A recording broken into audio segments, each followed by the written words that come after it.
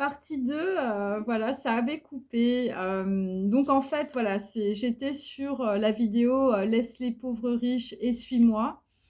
Voilà, quelqu'un qui va faire, un choix, on peut dire, avec son cœur et donc je parlais, on peut dire de personnes, qui projettent, on peut dire, leur film et qui, on peut dire à travers cela, ne peuvent pas regarder, on peut dire les choses parce qu'ils ont le regard sale, parce qu'ils ne sont pas éduqués. Il n'y a pas de compréhension ou d'apprentissage, on peut dire, de regarder ou d'écouter. Voilà ce qui peut éventuellement, te rendre riche et qui te fait sentir, on peut dire, bien et donc dans cette situation, heu, il y a des gens qui ne peuvent pas, on peut dire, regarder, des événements, du passé qui peuvent, on peut dire, revenir aussi, dans leur vie, hein, parce qu'ils n'ont pas été éduqués, justement à ce regard. Ils n'ont pas été éduqués, on peut dire, pour avoir un regard tout simplement propre et heu et donc bah, qu'est-ce qu'il faut faire? Il faut, fermer les yeux, on peut dire, sur tout ce qui, on peut dire, t'empêche, on peut dire, d'avoir, on peut dire, une pureté du regard, hein. La purification, c'est la purification des pensées, mais c'est la purification du regard, hein, c'est pour ça que, dans la Bible, on a Dieu, enfin, pardon, on a le prophète, qui part 40 ans dans le désert, mais je crois qu'il y a Moshe aussi qui part 40 ans dans le désert. Il y a aussi, les Juifs qui sont sortis, on peut dire, d'Égypte. Donc il y a ça, ils vont dans le désert aussi, hein, parce que, le désert, bah, le désert, c'est désert. Donc le désert, et c'est intéressant parce que le prophète, il est accompagné aussi du diable pendant 40 jours et donc moi, je vous dis, le diable, c'est l'appui de la matérialité, hein, qui va te permettre de regarder la lumière et pour ça, je veux dire, il faut être dans le désert. Alors, bon, alors le désert, alors, tu vas chez les bouddhistes, bon, bah, c'est l'intériorité, tu fermes tes yeux, tu regardes où est ton point de conscience, on peut dire à l'intérieur de ton corps, tu prends conscience de ton corps, hein, et évidemment, c'est, aussi le sceau de Salomon, hein, voilà et tout ça, évidemment, c'est à la fois de la compréhension, de la connaissance, hein. C'est pour ça qu'on a aussi, la prêtresse et la papesse, avec la lettre hébraïque Beth, hein, parce que Beth, c'est Béréchit, hein, c'est ce qui va te permettre, on peut dire,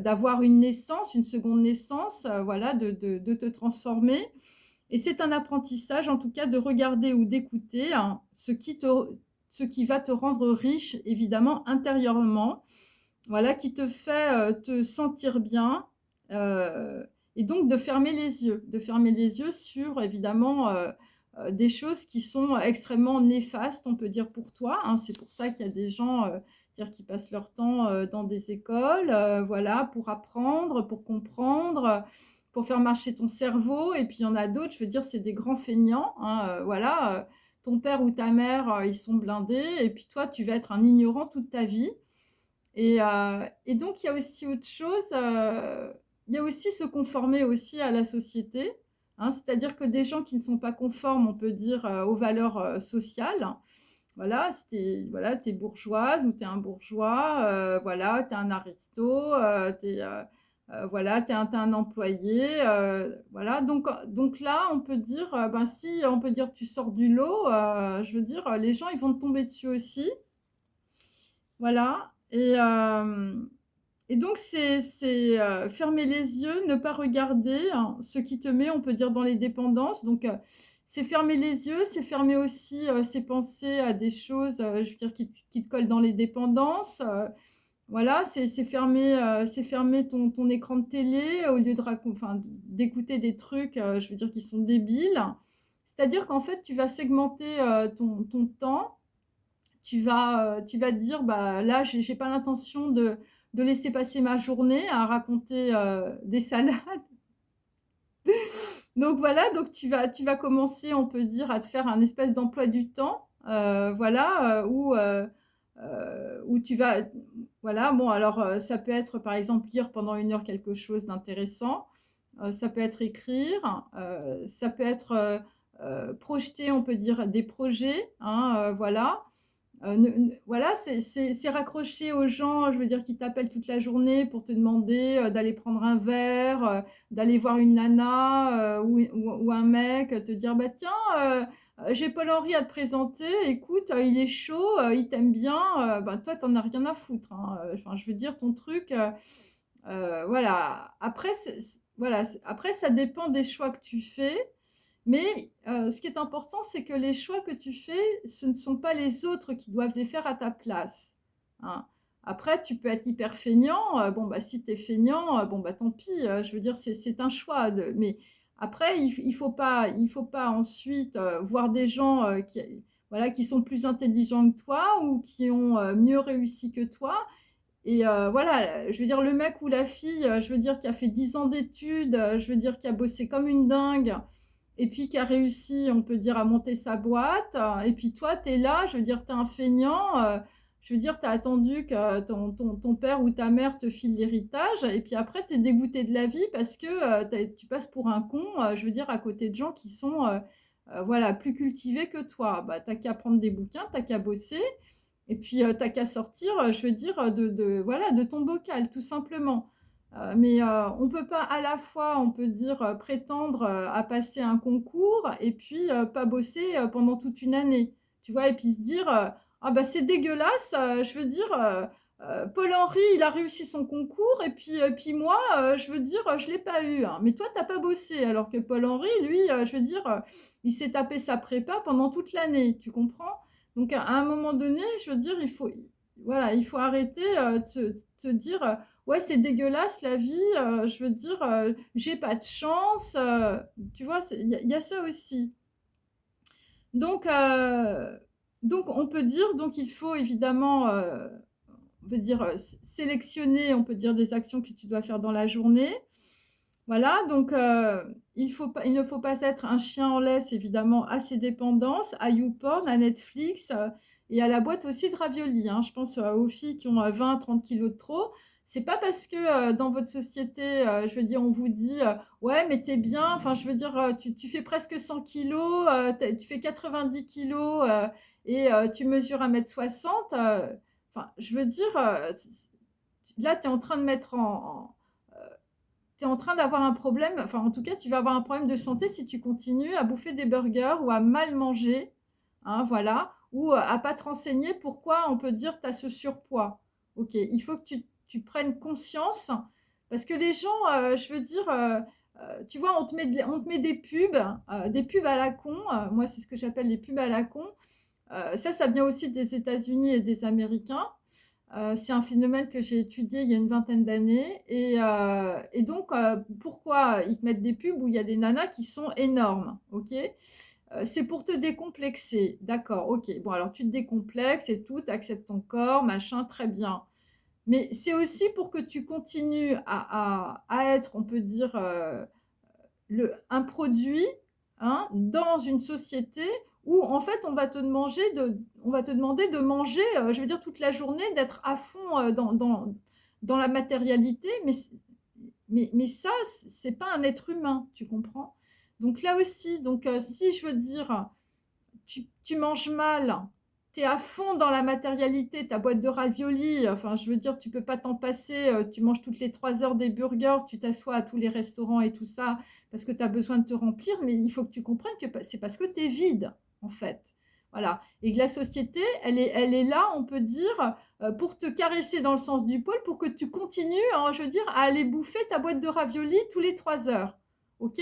Mais ça va contre ta santé et ça, c'est des grosses dépendances. Donc tout ça, en fait, il faut il faut il faut couper avec tout ça. Donc je prends la boîte de raviolis, il y en a d'autres, c'est les médicaments, il y en a d'autres, c'est la drogue, il y en a d'autres, je veux dire, c'est tout simplement faire du vent pendant toute la journée en disant: «Ah ouais, bah, j'ai vachement bien bossé, j'ai fait du vent toute la journée dans mon bureau». Je veux dire, moi, par exemple, quand j'avais mon agence, il y a des gens que à la fin, je leur disais plus. parce que, je faisais, des plans de com, je les faisais en 30 minutes. Bon, tout ce que je fais, je le fais très, très vite mais j'allais pas dire à mes clients, «Ouais, ton plan de com, je l'ai torché en 30 minutes». Ou voilà, j'ai fait un truc, en fait, il y a eu un énorme impact et ce truc-là, en fait, tout, on peut dire le process, je l'ai écrit en 3 heures. J'allais pas leur dire ça parce qu'ils diraient: «Bah, si elle a écrit ça en 3 heures, pourquoi elle me demande autant d'argent?» Donc en fait, je le disais pas. Je disais pas que les trucs que je les faisais en 30 minutes, en 1 heure, en voilà, vraiment des gros trucs en 3 heures. Parce que je sais que les gens qui étaient dans le même, on peut dire, travail que moi, eux, le truc que je faisais en 30 minutes, ils le faisaient en 1 semaine. Voilà. Bon, par exemple, vous imaginez quelqu'un, par exemple, qui crée, des sites internet, OK? Donc il y a des sites internet, les gens, ils vous disent: «Ah bah oui, bah c'est tant, parce que je vais y passer 1 mois». OK, voilà et donc il y a d'autres personnes et ben, les sites internet, ils te les torchent en 3 heures. OK. Mais ils peuvent pas dire qu'ils ont fait ton site internet en 3 heures si tu as des gens autour de toi qui te disent que les sites internet se font en 1 mois. OK? En 1 mois renouvelable, hein, souvent d'ailleurs et ben, c'est ça. Donc tu as des personnes, on peut dire, qui sont capables, on peut dire, de vraiment, condenser le temps pour permettre aussi, d'avoir les capacités aussi de réfléchir sur d'autres choses et voilà, parce que il faut comprendre que, la vie c'est comme une dynamique. Donc si, je veux dire, si tu partages pas tes connaissances, déjà, tu vas avoir un problème. C'est-à-dire que si tu as pas les capacités, on peut dire, et que ces capacités ne voilà, tu partages pas une partie de tes capacités pour le plus grand nombre, on peut dire que, voilà, tu n'es pas dans la dynamique, on peut dire, de l'univers, tu n'es pas dans les lois quantiques de l'univers. Mais pour, on peut dire, partager, il faut déjà que tu te remplisses. Mais si tu es vide et si tu bouffes ta boîte de raviolis ou si tu es dans tes dépendances, je veux dire, tu peux rien donner et donc tu peux rien faire, tu peux rien réaliser. C'est pour ça que les gens, ils sont là, ils disent: «Ah mais moi j'arrive pas à réaliser quelque chose dans la matière». Parce que ce que tu veux réaliser pour l'instant, c'est que des dépendances. Donc si tu envie il faut comprendre que les dépendances, c'est pas de la réalisation puisque les dépendances, c'est du vide. Donc qu'est-ce que tu veux réaliser dans la matière? Quelque chose. La matière, c'est un proton, c'est-à-dire que tu as de la lumière, OK? Donc tu as une idée et donc cette idée doit se matérialiser, OK? Mais si cette idée, c'est du vide, si cette idée, elle est liée à tes dépendances, comment tu veux matérialiser quelque chose dans ta vie? C'est pas possible. Donc en fait, tu vis hors sol. Tu vis dans tes projections, tu vis dans des films, en réalité. Voilà, je veux dire, tu es un acteur, tu es une actrice de ta vie. Mais je veux dire, tu tu pas ancré. Il y a pas de matérialité. Tu n'es, tu es en laisse à tes décisions, mais à tes dépendances. Voilà et donc tu ne peux pas voir, on peut dire, ton intériorité puisque tes yeux sont tournés sans arrêt vers l'extérieur, vers la souffrance, vers, je veux dire, d voilà des dépendances, vers de la survie matérielle, hein. Moi je me souviens, je veux dire, les nanas, elles m'appelaient, «Ouais, tu pas un mec, tu pas un mec riche à me présenter?» Je veux dire, on m'appelait pour, aller prendre des cafés avec des nanas qui me demandaient les numéros de téléphone de gens soit connus, soit riches. Voilà, parce que moi, c'était mon métier, j'étais un peu là-dedans. Bon, bah, voilà, c'est tout. C'est des gens qui sont, voilà, dans la concrétisation de leur dépendance, hein. Mais la concrétisation de tes dépendances, c'est pas la concrétisation de ta vie, c'est pas la concrétisation de ta personnalité. OK? Donc ce sont des personnes, on peut dire, bon, bah, voilà, qui sont voilà, en laisse, hein, voilà, c'est une bonne image, un chien en laisse, aux dépendances, bon, voilà, à la bêtise, à l'ignorance, à l'orgueil, à l'avidité hein, et à la jalousie et heu et voilà et donc je veux dire, quand tu as quelqu'un qui réussit, tu es là, tu te dis: «Ouais, c'est dégueulasse». Mais je veux dire, travaille sur tes dépendances, travaille sur ton intériorité, hein, au lieu, je veux dire, d'être avide d'argent ou avide de reconnaissance ou, voilà, ou d'avoir besoin, on peut dire, de personnes autour de toi pour exister. Voilà, pour que ces gens, te reconnaissent. Voilà. Heu, il faut comprendre aussi, qu'il faut traverser, toutes ces expériences. Voilà, il y a des gens qui ont besoin de faire toutes ces expériences et pour comprendre, on peut dire, heu, voilà, voilà, c'est pour ça que je disais la vie des pauvres riches. Voilà, parce que, ce sont des personnes, on peut dire, qui, dans leur perception du réel, on va dire, voilà, vu que ils sont sans arrêt en train de se récupérer, on peut dire, sur, de la matérialité, hein, je veux dire, tu récupères, on peut dire, tes souffrances, sur la matérialité, sur la reconnaissance.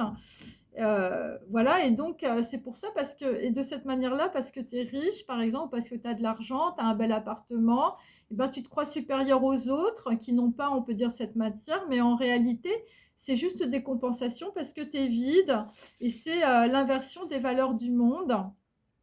Voilà, tu inverses les valeurs du monde, mais ce ne sont pas, on peut dire, les valeurs des hommes, c'est-à-dire des valeurs, on peut dire, des lois quantiques de l'univers. Quand je parle d'homme, évidemment, je parle d'Adam, hein, de l'origine, évidemment et donc ne pas être dans la méconnaissance, on peut dire, de ces valeurs intrinsèques, c'est être ignorant, voilà, de se croire supérieur, on peut dire, à toutes ces lois, de se croire supérieur aussi, à Dieu, de se croire en compétition, avec les uns et les autres, hein, chacun est unique. Donc, je veux dire, tu as pas besoin de te projeter dans quelqu'un.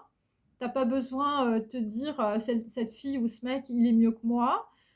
Simplement, il faut simplement que tu travailles, sur ton intériorité. Hein, et ne pas, et comprendre que, dans notre société, toutes les valeurs sont inversées, hein. C'est-à-dire que ce que tu crois, on va dire, être bien, voilà, la richesse, voilà, ça fait le bonheur, et ben, en réalité, c'est pas la réalité, hein. La vraie réalité, c'est ton intériorité.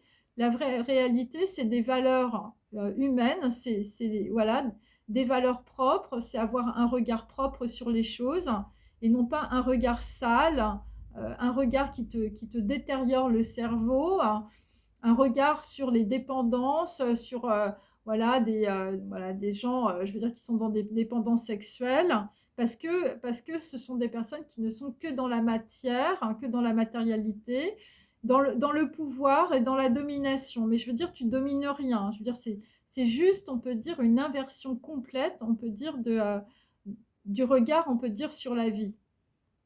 Et bah, c'est un peu comme des précieuses ridicules qui se comparent au roi soleil, hein. Moi, c'est ce que j'ai, voilà et et donc ce sont des personnes qui se croient, mieux que, on peut dire, Hachem, Bouddha ou des gens qui peuvent, on peut dire, étudier des textes sacrés et qui se croient mieux aussi que des prophètes.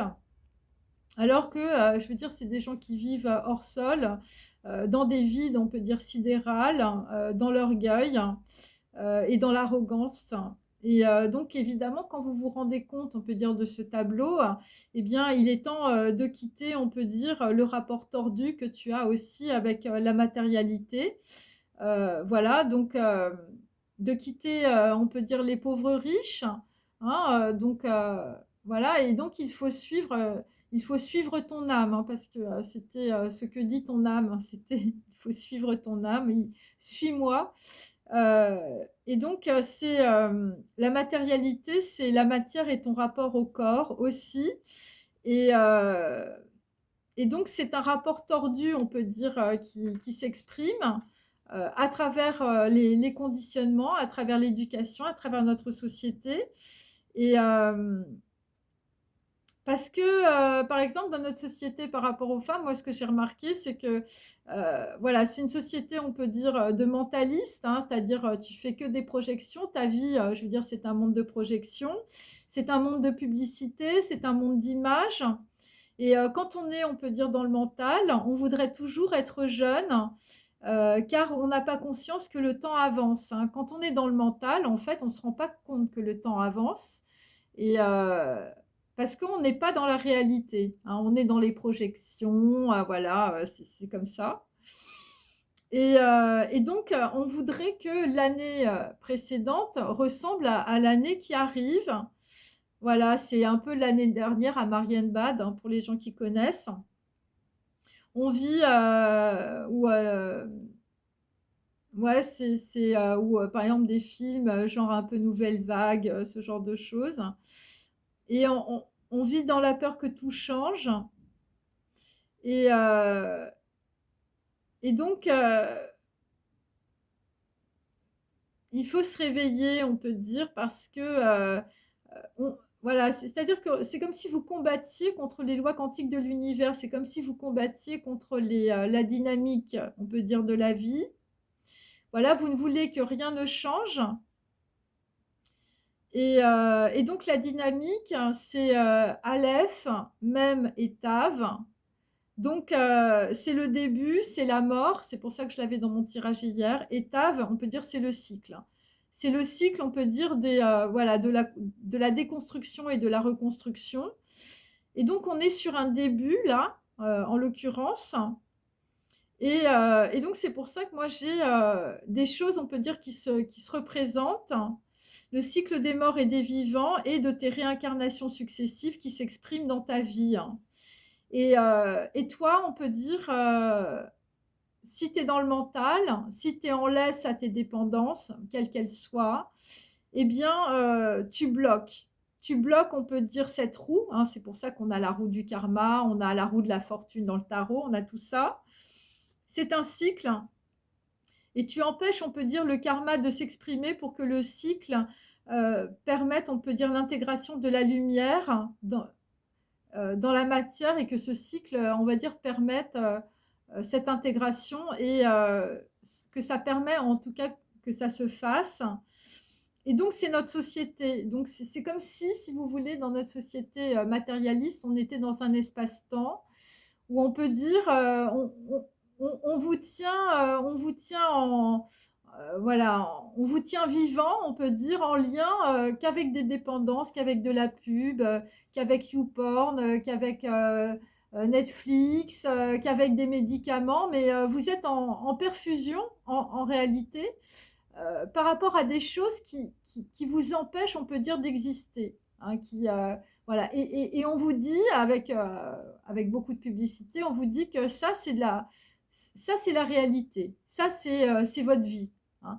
Mais l'être humain, on peut dire, c'est pas, un produit, perfusé, je veux dire, à, une société matérialiste, hein et c'est pour ça qu'il y a tellement de gens qui n'en peuvent plus, qui sont très, très tristes, qui sont dans la souffrance, qui sont dans les dépendances, qui sont dans de l'hyper-survie. Parce que depuis votre enfance, en fait, vous êtes maintenu dans un conditionnement, on peut dire, d'éducation, on va dire, où c'est une perfusion, hein. Et donc, bah là, qu'est-ce qu'il faut faire? Je veux dire, il faut arracher les perfusions, hein, mes amis, hein. Là, il faut vraiment, je veux dire, tu un cathéter, tu es en perf, je veux dire, il faut tout arracher. Il faut tout arracher, il faut tout recommencer à zéro. Il faut prendre des connaissances. Il faut pas regarder les choses, on peut dire, qu'on te présente.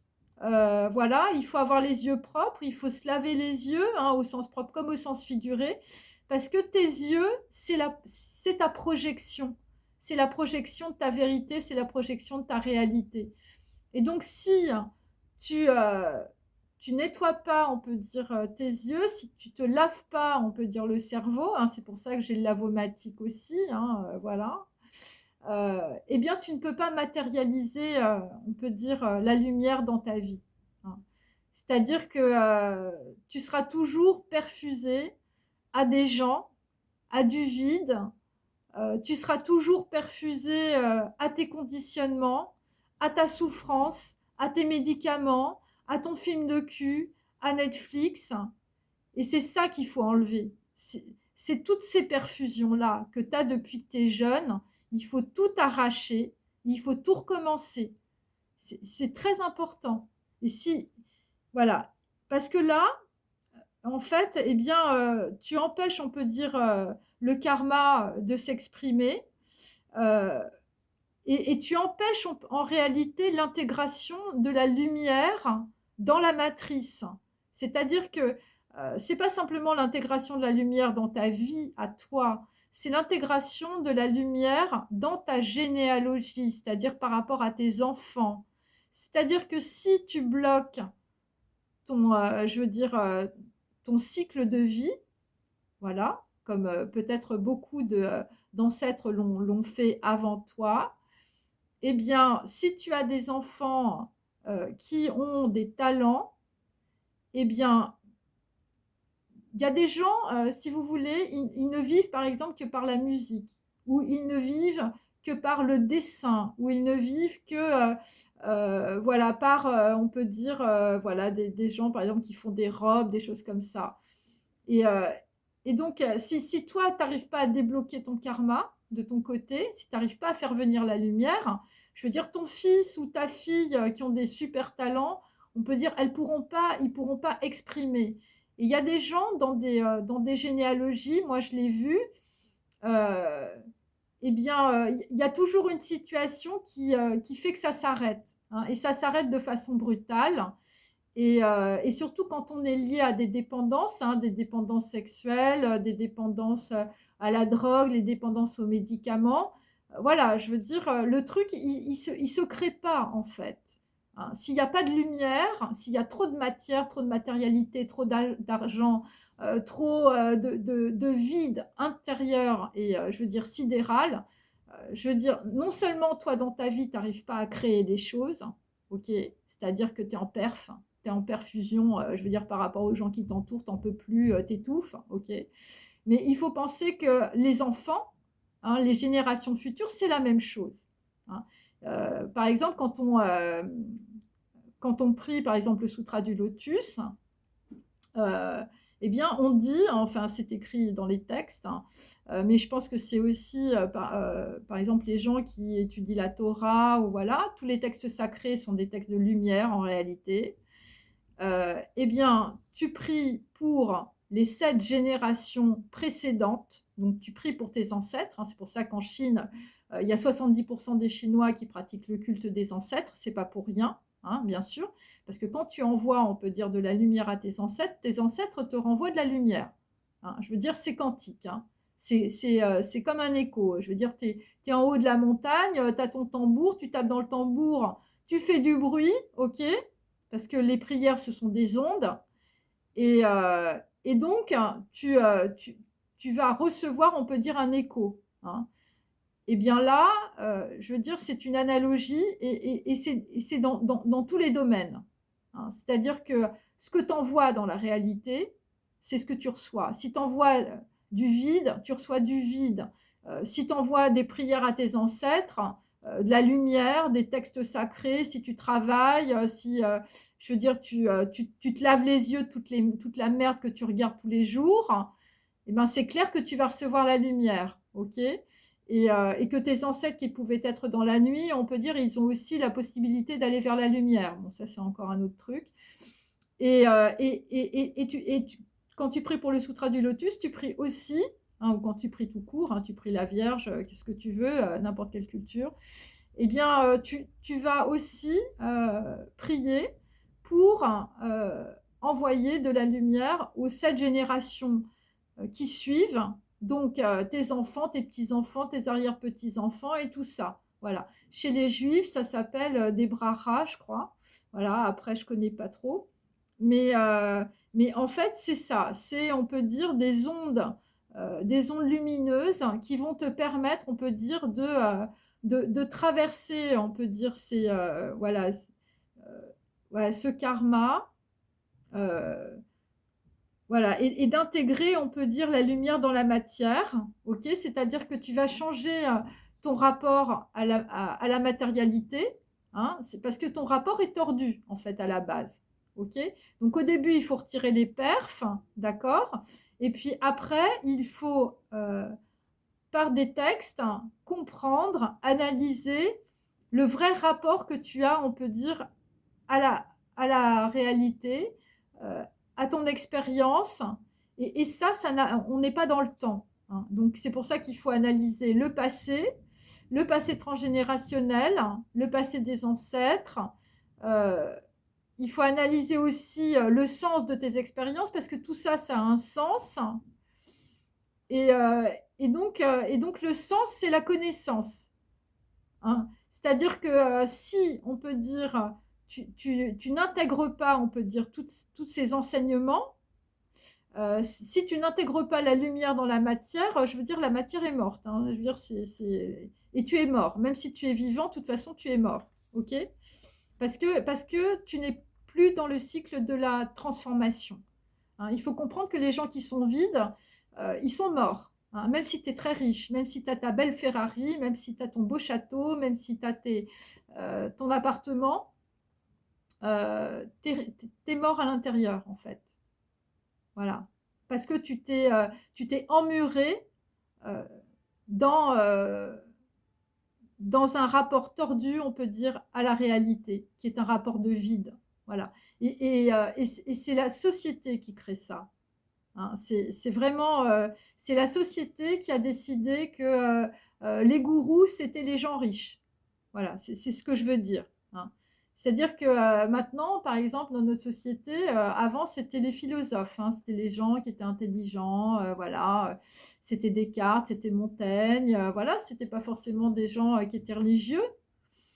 Mais je veux dire, on est allé tellement loin dans la matérialité, hein, c'est-à-dire qu'on a foutu tous les philosophes de côté. Maintenant, un mec, je veux dire un philosophe, on va le regarder, on dit: «Ouais, qu'est-ce qu'il dit? Qu'est-ce qu'il raconte? Je comprends rien», l'explication de texte, laisse tomber, j'ai fait ça en cinquième et puis, maintenant, je m'en fous, tu vois?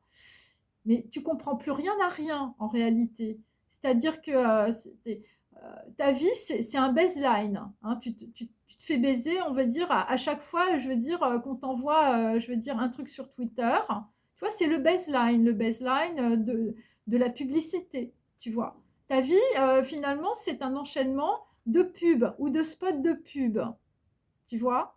Donc tu vis là-dedans, tu vis dans un enchaînement de YouPorn, dans un enchaînement de films, dans un enchaînement de spots télé, voilà.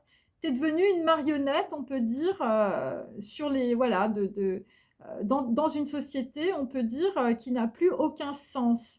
Parce qu'il y a plus d'explication de texte, parce qu'on ne regarde même plus les mots, je veux dire, les mots sont pris les uns, enfin, un mot pour un autre, enfin, je veux dire, donc, on est dans un énorme, on peut dire, voilà, brouillard, heu et donc tout ça, évidemment, ça empêche, évidemment, la lumière d'arriver, hein. Ça me paraît logique, hein. Je veux dire, quand tout le monde comprend plus rien, enfin, je veux dire, c'est pour ça que souvent dans mes cartes, j'ai le chaos.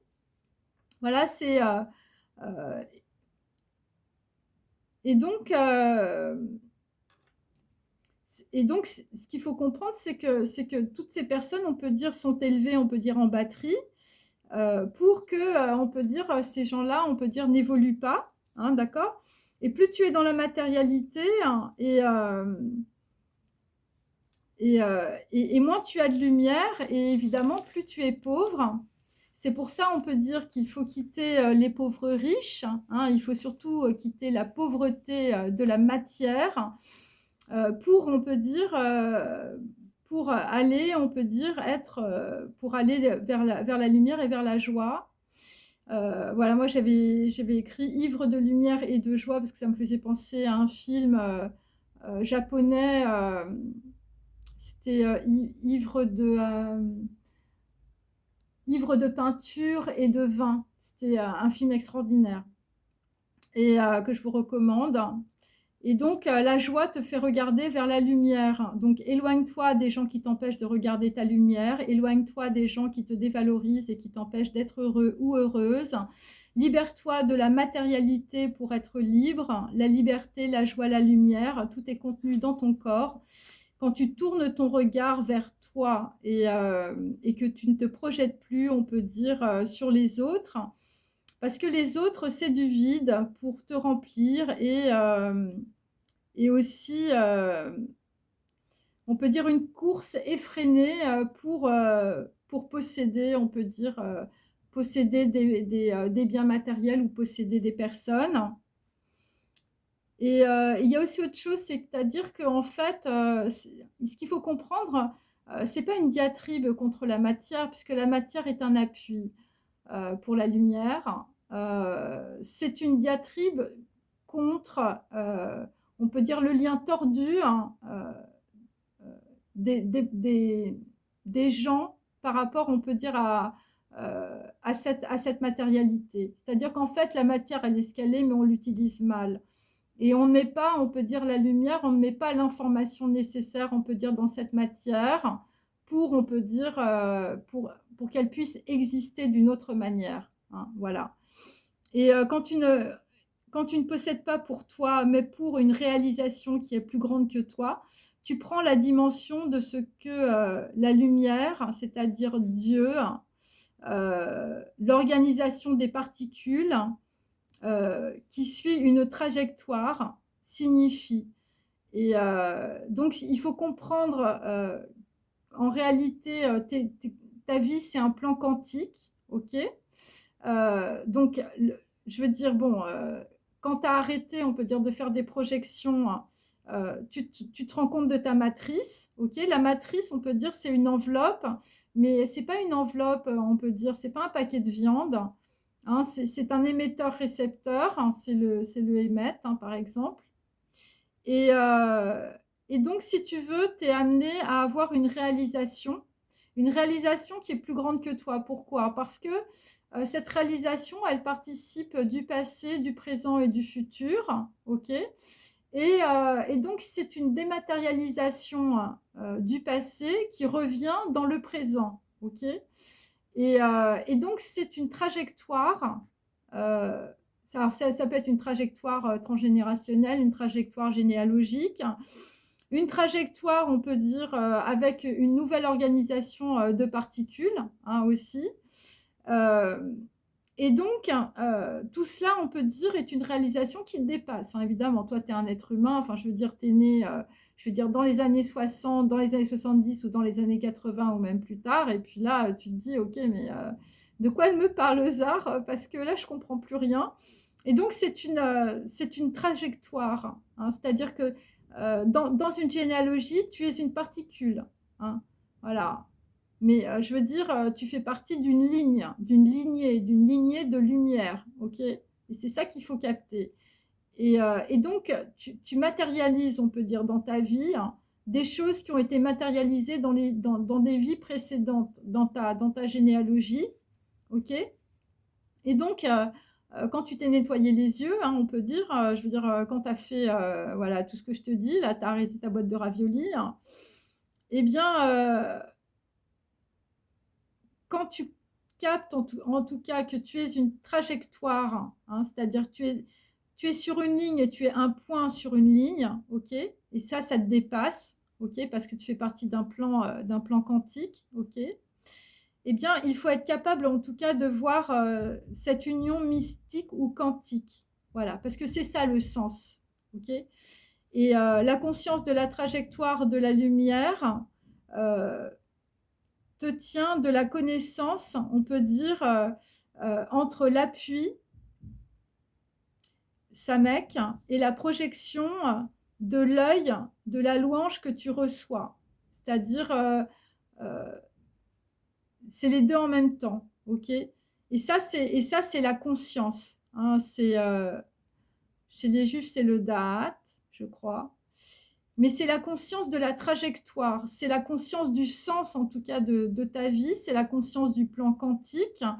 Dans l'œuvre de Paolo Coelho, c'est l'alchimiste, hein, voilà, tu as fait le tour de la terre, tu as été dans toutes les expériences, et puis là, finalement, tu te retrouves, on peut dire, face, on peut dire, à la trajectoire de ta conscience, on peut dire, dans ta vie, face au sens de ta vie, face à ta réalisation aussi, à ce que tu dois, je veux dire, émettre, hein, émettre aussi.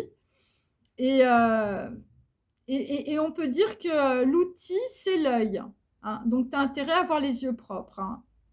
Et parce qu'à travers, on peut dire, un œil propre, hein, voilà, comme ça que je l'exprime, hein, la pureté, tout ça. Et bien, c'est comme ça qu'à travers ton œil, tu vas voir la louange du divin, hein. C'est-à-dire, tu vas voir le sens, on peut dire, de la projection aussi, peut-être, de la lumière de tes ancêtres, OK? C'est voilà, la dématérialisation, on peut dire, de la lumière qui arrive et qui se matérialise dans ton œil, hein. Voilà, c'est pas évident à expliquer parce que c'est on n'est pas sur ce plan physique, OK? Et donc pour recevoir, il faut être dans l'humilité. Il y a que l'humilité qui permet en tout cas de recevoir cette louange, du divin, hein, bon, pour les gens qui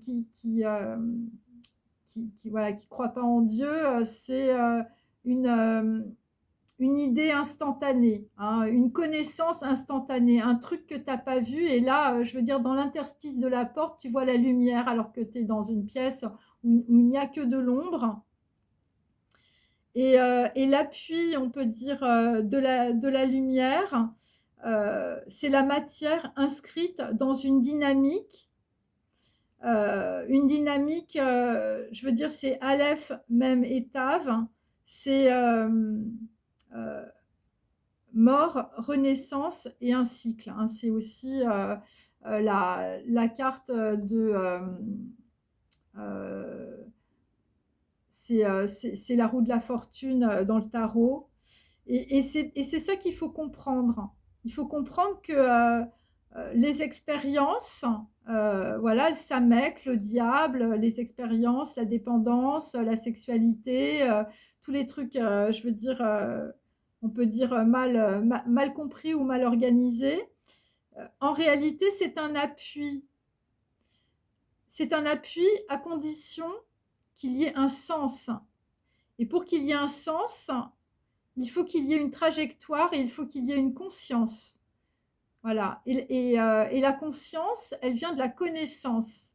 C'est pour ça que dans les cartes du tarot, on a Bess, on a la prêtresse et la papesse qui ouvre son livre de connaissances par rapport à des choses qui sont, on peut dire, silencieuses ou des choses que l'on ne voit pas. Parce que le livre qu'elle ouvre, en fait, c'est la connaissance quantique, on peut dire, du sens d'une trajectoire, on peut dire, de particules. C'est-à-dire le sens que l'on va donner à une expérience, mais qui te dépasse, puisque c'est des expériences qui traversent le temps, qui traversent la généalogie, le transgénérationnel, et qui se matérialisent, on peut dire, dans le futur, à partir du moment où tu as une conscience et une connaissance, on peut dire, de ton présent. Donc c'est pour ça qu'il faut sortir, évidemment. Voilà, il faut couper les perfusions, mes amis, il faut sortir de ces dépendances et de tous les systèmes de survie pour pouvoir exister. Et voilà, donc c'est pour ça qu'il faut quitter les pauvres riches parce que c'est la matérialité de ta vie qui te met dans la pauvreté, en réalité. Voilà, bon bah écoutez, j'espère que ça n'a pas été trop compliqué voilà, à expliquer. Enfin, j'espère en tout cas qu'il y a des choses que voilà, ça va vous permettre de comprendre au moins quelque chose d'important aujourd'hui. Allez, je vous dis à très bientôt. Merci. Au revoir.